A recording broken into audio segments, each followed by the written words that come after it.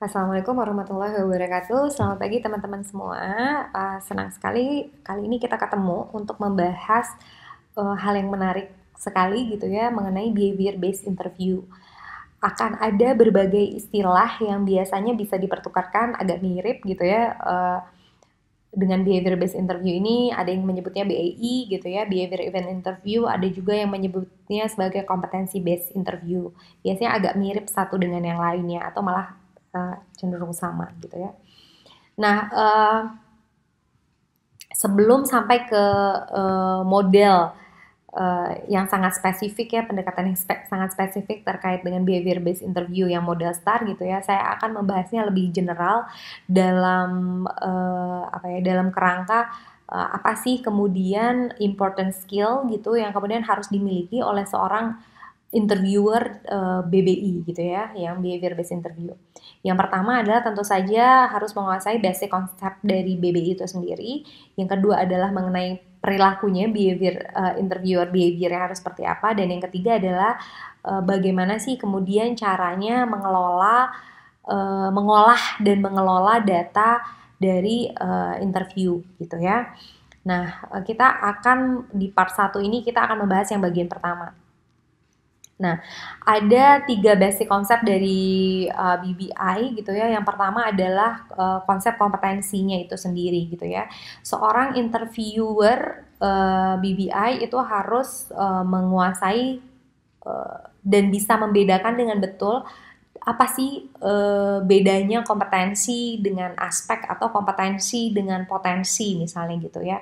Apa beda sudut pandangnya? Dan kemudian bagaimana caranya bisa mendapatkan kompetensi, prosesnya itu seperti apa, dan kemudian apa hubungannya antara kompetensi dengan kinerja gitu ya.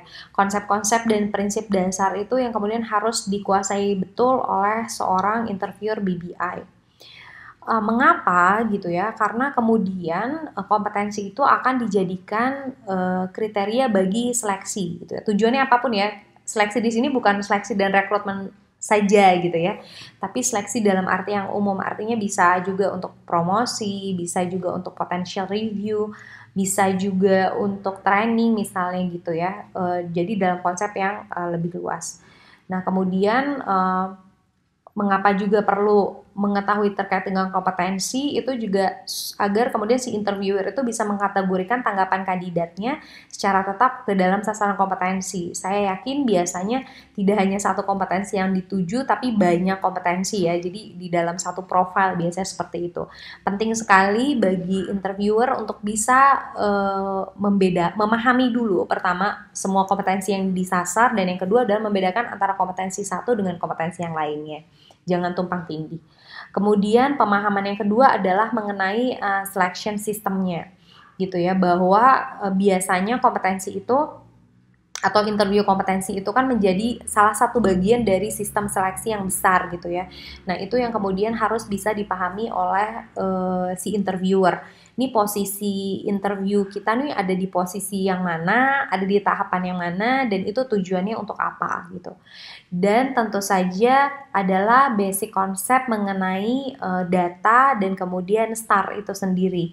Jadi mulai bisa si interviewer itu harus bisa mengidentifikasi contoh-contoh perilaku lengkap yang STAR-nya. Kemudian kalau ada seperti STAR tapi bukan STAR yang bisa dianalisis, biasanya kita sebutnya menjadi STAR lengkap atau STAR tidak lengkap atau STAR semu, itu yang seperti apa gitu ya. Oke, kita akan mulai dengan basic konsep yang pertama, yaitu kompetensi gitu ya. Teman-teman, ada 4 hal penting terkait dengan kompetensi yang kemudian harus dipahami. Yang pertama adalah terkait dengan kategori kompetensi. Jadi kompetensi sendiri kategorisnya banyak gitu ya. Kemudian yang kedua adalah menganalisa, bagaimana sih menganalisa kompetensi. Kemudian yang ketiga adalah bagaimana sih menggunakan kompetensi gitu ya, mengimplementasikan kompetensi, dan kompetensi itu strukturnya seperti apa, macam-macamnya itu seperti apa. Nah, secara umum ada 3 jenis kompetensi yang biasanya tuh diungkap di dalam proses seleksi gitu ya. Yang pertama adalah kompetensi perilaku, yang kedua adalah kompetensi teknikal gitu ya. Ada juga yang bilang technical kompetensi, ada yang juga bilang hard kompetensi gitu ya. Kemudian yang ketiga adalah kompetensi motivational gitu ya. Ini terkait dengan aspek motivasi atau dorongan atau kemauan gitu ya, atau komitmen terhadap suatu pekerjaan juga gitu ya. Nah, yang kita spesifik akan buka di sini terkait STAR itu adalah yang pertama nanti. Tapi kita harus tahu dulu bahwa ini tuh word of kompetensi itu kayak gini gitu ya. Nah,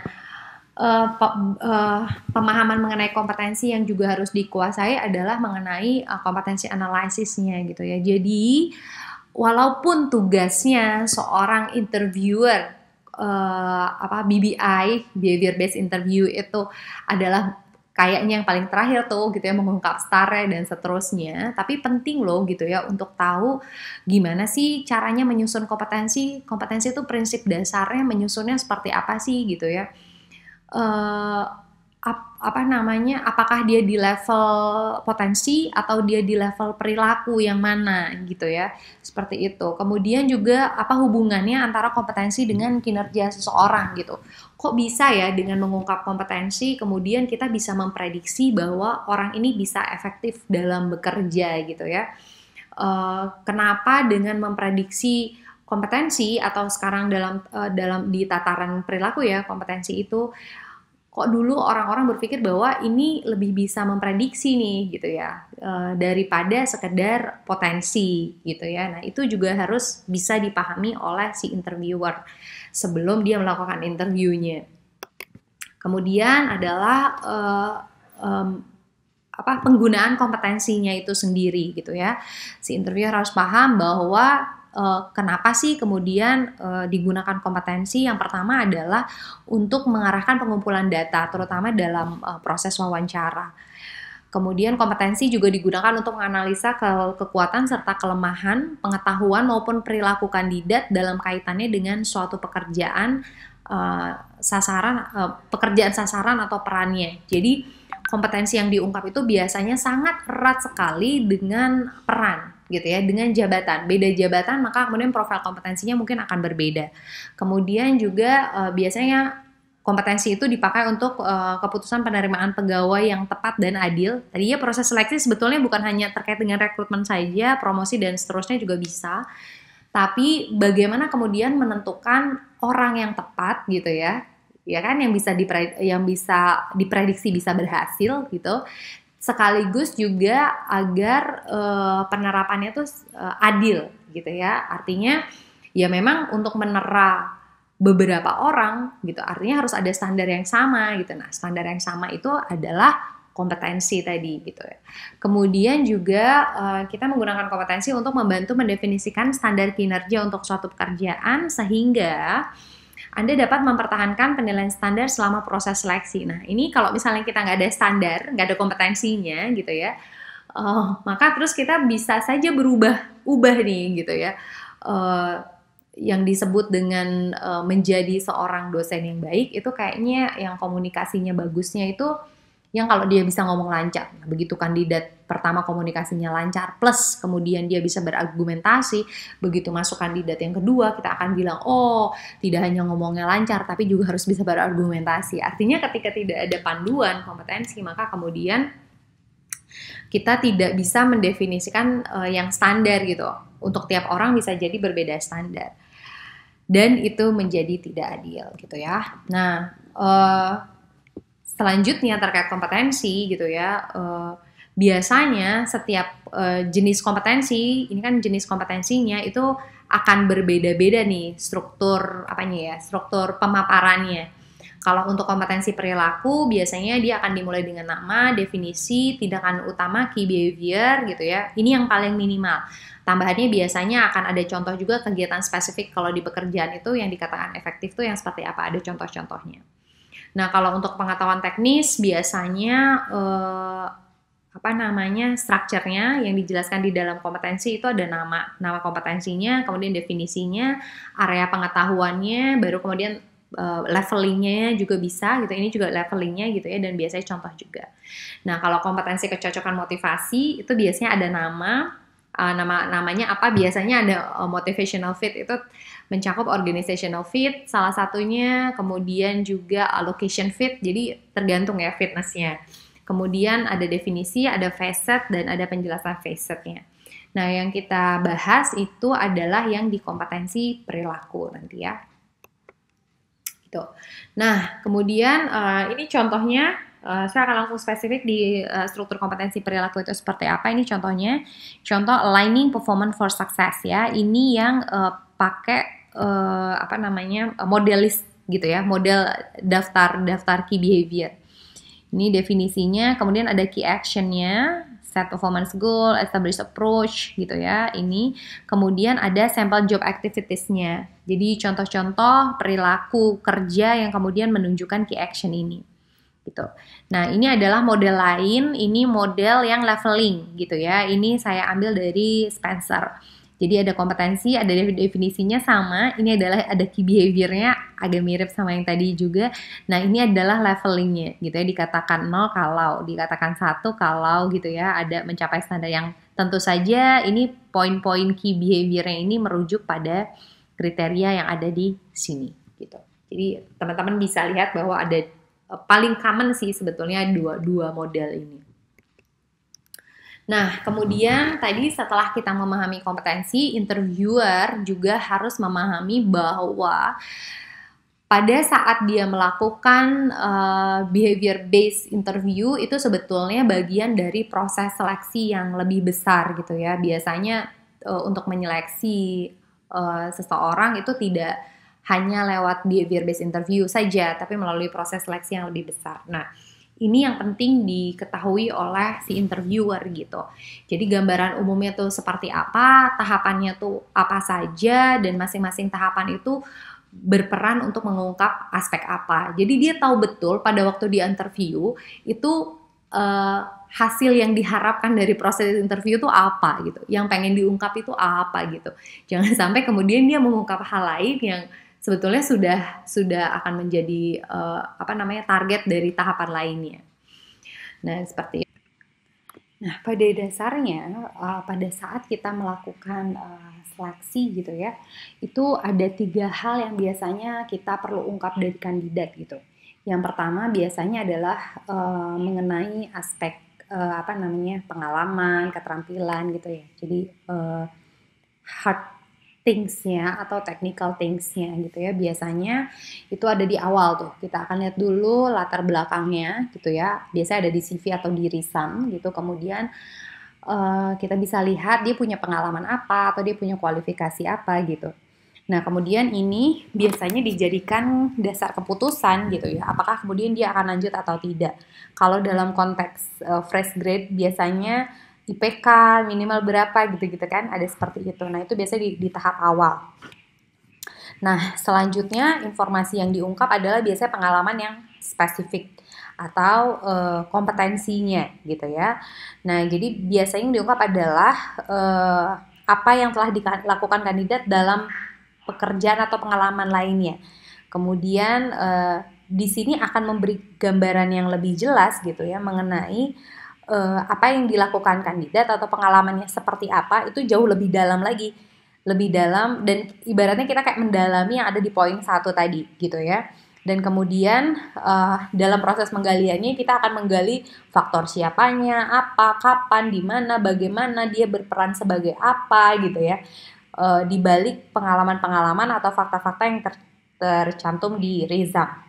Nah, yang kedua ini yang kemudian biasanya akan diungkap melalui proses wawancara.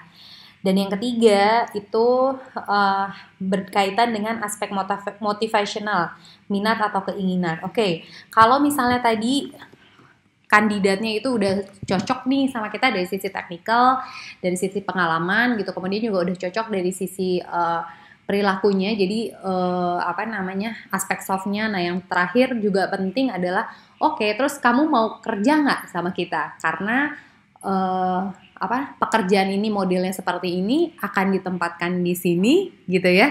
Kemudian organisasi ini seperti ini gitu. Jadi ini terkait dengan aspek mau atau tidaknya, aspek kecocokan biasanya disebutnya seperti itu. Ada 3 kecocokan yang biasanya dilihat adalah kecocokan dengan pekerjaannya, kecocokan dengan organisasinya, apakah cocok dengan culture organisasi gitu ya. Kemudian ada facet-facetnya nanti, dan kemudian apakah cocok dengan lokasi atau penempatannya gitu ya. Nah, biasanya ini yang akan digali di akhir gitu ya. Kemudian kenapa ini penting? Karena kemudian ini akan menentukan motivasinya, kemudian semangatnya dalam bekerja, dan termasuk juga komitmennya dalam bekerja. Nah, dalam behavior based interview, dalam konteks yang perilaku nih, kompetensi perilaku, biasanya yang digali adalah poin yang kedua ini, gitu ya. Tapi tetap anchornya itu adalah yang pertama. Jadi nanti kita akan menggalinya tuh dari pengalaman-pengalaman yang memang kemudian dia sudah alami gitu ya, dari segala sesuatu yang dia sudah lakukan gitu ya. Kita akan menggali lebih dalam laginya tuh, tetap anchornya adalah yang pertama. Selanjutnya, kalau tadi interviewer sudah menguasai basic konsep tentang kompetensi, kemudian basic konsep tentang selection systemnya gitu ya. Satu hal yang lebih dalam lagi yang harus dikuasai tentu saja mengenai data dan STAR-nya itu sendiri, karena ini BBI pendekatan dengan pendekatan STAR gitu ya. Nah, ada 2 hal sebetulnya yang paling utama terkait dengan STAR. Yang pertama unsur-unsur STAR, yang kedua adalah jenis STAR-nya. Unsur STAR itu sebetulnya very simple, bahwa emangnya itu singkatan dari apa sih gitu ya. Jadi satu adalah situation atau situasinya, task itu adalah tugas gitu ya. Biasanya situation atau tugas itu biasanya bisa agak mirip ya. Ketika kita menjelaskan tugas, kita juga sebetulnya sedang menjelaskan situasi, atau ketika kita menjelaskan situasi biasanya akan campur dengan waktu itu peran kita apa di situ, tugas kita. Dan kemudian action itu adalah tindakan apa yang waktu itu dilakukan. Kemudian dan result itu adalah hasilnya gitu ya, hasil apa dari tindakan yang dilakukan oleh si kandidat gitu. Nah, situation atau task itu biasanya merupakan latar belakang kandidat melakukan tindakan gitu ya. Tadi bisa jadi karena tugasnya memang, atau bisa jadi karena kondisi pada saat itu tuh seperti apa gitu. Hal ini menjelaskan mengapa kandidat bertindak demikian gitu. Dan situation atau task diakibatkan oleh kejadian seperti contoh berikut nih, misalnya bisa jadi adanya perubahan tanggung jawab kandidat atau perubahan proses kerja gitu ya. Itu menjelaskan situation. Bisa juga kadang-kadang karena ada tuntutan dari manajer, dari atasan, atau tuntutannya datang dari pelanggan gitu ya. Atau bisa juga situationnya di dalam dia memenuhi batas tanggung jawab atau target kerja gitu pada saat dia melakukan pekerjaannya gitu ya. Nah, salah satu contohnya kalimatnya yang mengilustrasikan situation sih terutama ini ya. Ketika anggaran perawatan kesehatan baru diberlakukan pada bulan Maret yang lalu, peran departemen kami berubah secara drastis. Itu menceritakan situation. Atau kemudian dilanjutkan dengan pada saat itu saya menjabat sebagai gitu ya. Atau kemudian pada saat itu ada proyek khusus yang menugaskan saya untuk melakukan, nah gitu ya. Itu adalah gambaran terkait dengan situation atau task-nya. Nah, selanjutnya adalah action. Action itu apa yang dilakukan sebagai respon dari situation atau task-nya, gitu ya. Baik apa yang telah ia katakan maupun apa yang telah ia lakukan. Ingat bahwa prinsipnya kompetensi adalah perilaku yang sudah dilakukan, gitu ya. Action dapat mencakup langkah yang telah diambil dalam menyelesaikan tugas, bisa juga gimana cara dia menyusun pekerjaan gitu ya. Bisa juga gimana caranya dia memenuhi target tenggat waktu misalnya. Kemudian bisa juga berupa apa yang dia katakan, apa yang dia usulkan gitu ya. Kemudian atau bisa juga tindakan yang sifat-sifatnya preventif gitu ya. Itu contohnya seperti itu. Nah, contohnya ini kelanjutan dari yang tadi ya. Tadi apa tuh situationnya? Ketika anggaran perawatan kesehatan baru mulai diberlakukan, peran departemen kami berubah secara drastis. Nah, actionnya dengan adanya reorganisasi, para perawat kami diharuskan menangani penjadwalan terapi pasca rawat dan terapi fisik yang sebelumnya ditangani oleh para pekerja sosial. Saya menulis memo protesi. Jadi action dia adalah saya menulis memo protes dengan menjelaskan bahwa pekerjaan administrasi tambahan itu benar-benar akan mengganggu perawatan medis para pasien. Jadi ini adalah highlight yang dilakukan adalah menulis memo protes. Saya bahkan rela mengedarkan petisi di kalangan para anggota staf di unit lain, gitu ya.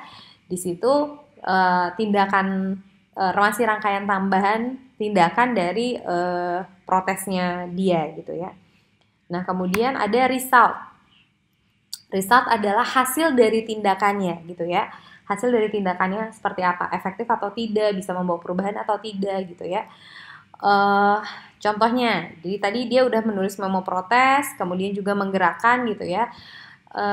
Ya, kami tidak berhasil meyakinkan manajemen. Oke, berarti tindakannya tidak berhasil nih di titik ini ceritanya. Kami telah kehilangan 3 dari para perawat terbaik di bagian kami karena dipindahkan ke unit khusus. 6 bulan kemudian kebijakan itu diubah kembali. Namun pada saat itu sudah terlambat bagi kami. Gitu ya. Moral, ini bukan moral di bagian kami tetap saja rendah. Gitu ya. Artinya dia sudah melakukan sesuatu tapi hasil dari tindakannya tidak efektif atau resultnya tidak mencapai result yang diharapkan, gitu ya. Nah, seperti itu. Sekarang coba teman-teman untuk exercise ya kita ya. Di poin yang pertama, sebagian dari tugas saya ialah memperbaharui data persediaan untuk perusahaan. Ketika fase ini S garis miring T atau action atau result ya. Teman-teman ini, sebagian dari tugasnya memperbaharui data persediaan untuk perusahaan. Ketika fasilitas gudang kami habis masa sewanya, kami harus mempertimbangkan kembali apa dan berapa banyak persediaan yang perlu disediakan. Kira-kira ini apa? Situation atau task? Ataukah action atau result? Ya, betul sekali. Jawabannya adalah situation atau task-nya, gitu ya. Jadi ini ada sebagian dari tugas saya, gitu ya. Ketika fasilitas gudang habis masa sewanya, ini terkait dengan situation. Oke, pertanyaan kedua. Tambahan uang yang kami keluarkan untuk pengiriman 2 kali sebulan jauh lebih sedikit dibanding dengan apa yang kami keluarkan dahulu untuk menyewa ruang penyimpanan. Bahkan ketika datang pesanan mendadak, kami harus mengirim barang dengan kiriman ekspres. Biaya kami masih jauh lebih rendah dibandingkan ketika kami menyimpan persediaan bulanan. Perhitungan akuntan kami menunjukkan bahwa rencana saya telah menghemat perusahaan hampir 25 juta setahun. Ini very clear banget bahwa ini adalah result, gitu ya. Ini bisa dilihat bahwa perhitungan akuntan kami menunjukkan rencana saya telah menghemat. Gitu. Ini adalah result dari apa yang dia lakukan, gitu ya.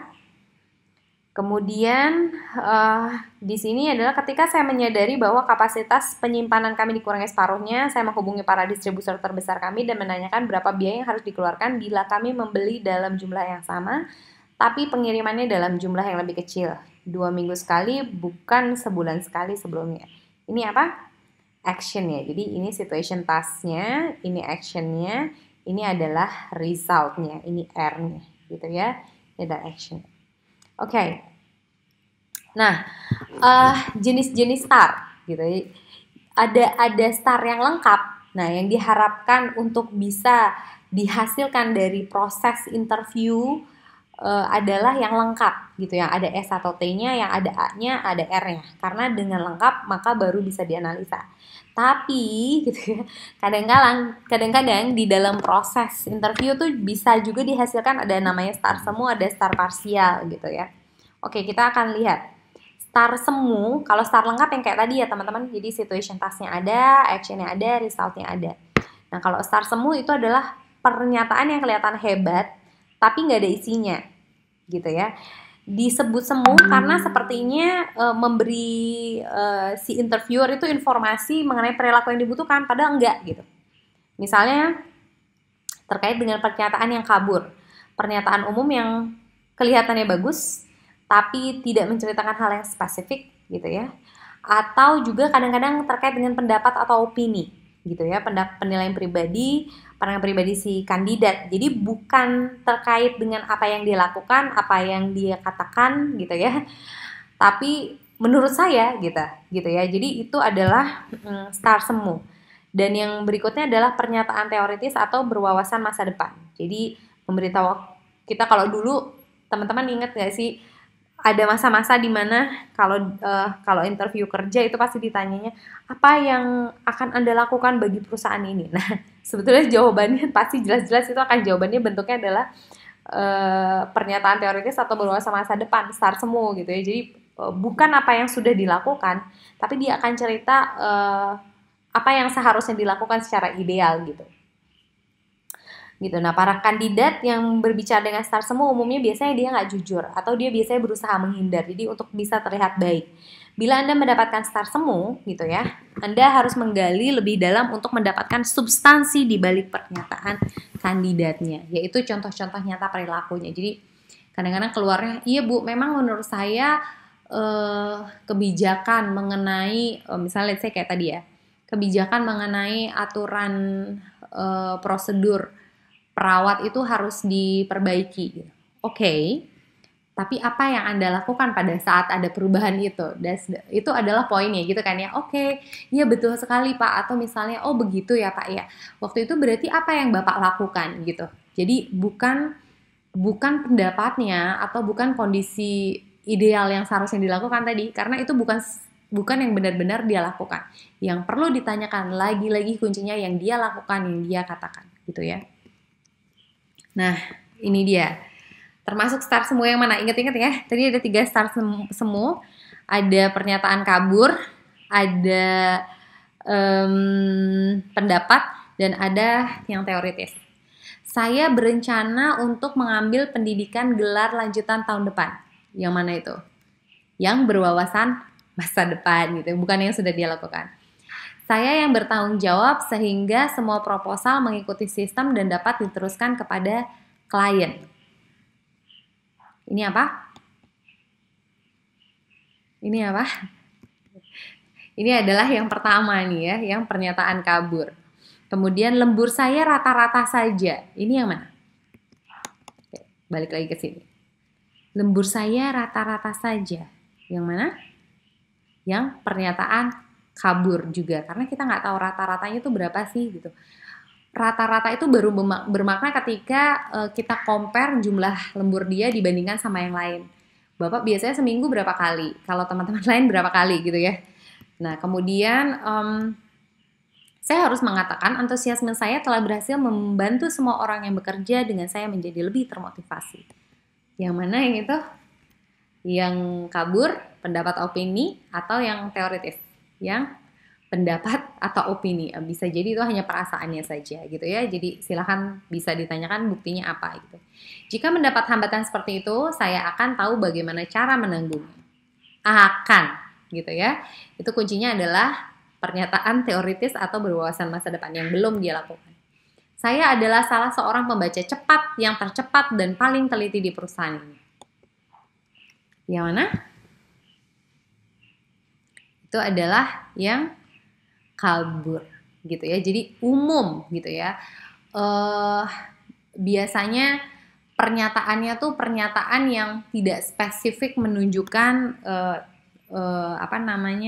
perilaku apa yang sudah dilakukan gitu ya. Jadi biasanya kalimat-kalimat yang seperti itu akan ada di pernyataan yang kabur.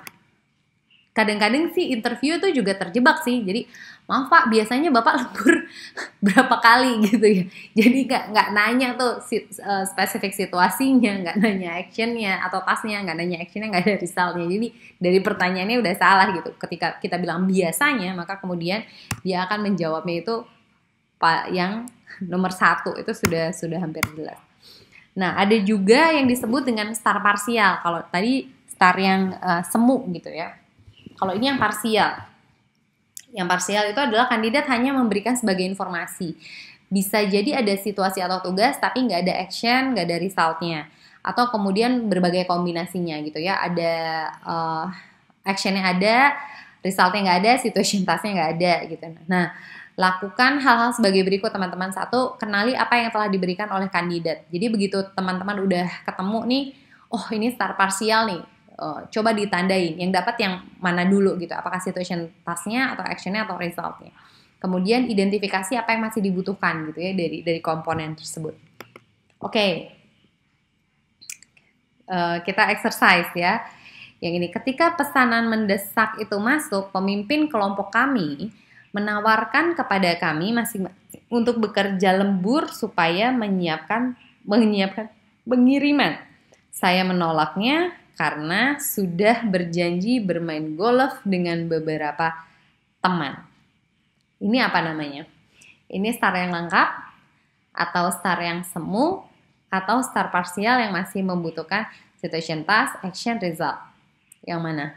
Apakah lengkap? Coba kita lihat ya. Situationnya mana? Situationnya ketika pesanan mendesak itu masuk, pemimpin kelompok kami menawarkan untuk bekerja lembur supaya dapat menyiapkan pengiriman. Itu situation dan tasknya dia ya, karena dia bagian pengiriman. Actionnya dia adalah saya menolaknya karena sudah berjanji untuk bermain golf dengan beberapa teman. Inilah adalah actionnya. Oke. Ada resultnya nggak? Nggak ada resultnya. Oke. Berarti itu adalah star parsial. Gitu ya. Dan ini clear kan ya, dia menolak. Bukan, let's say dia bilang, ya biasanya saya menerimanya. Gitu. Gitu ya. Biasanya saya menerimanya. Atau memang pekerjaan itu tidak dapat saya tolak, saya harus mengerjakannya gitu ya. Itu adalah yang teoritis gitu ya. Kalau ini sebetulnya very clear situation task-nya, action-nya juga, tapi dia nggak ada result-nya. Jadi star parsial yang memerlukan result.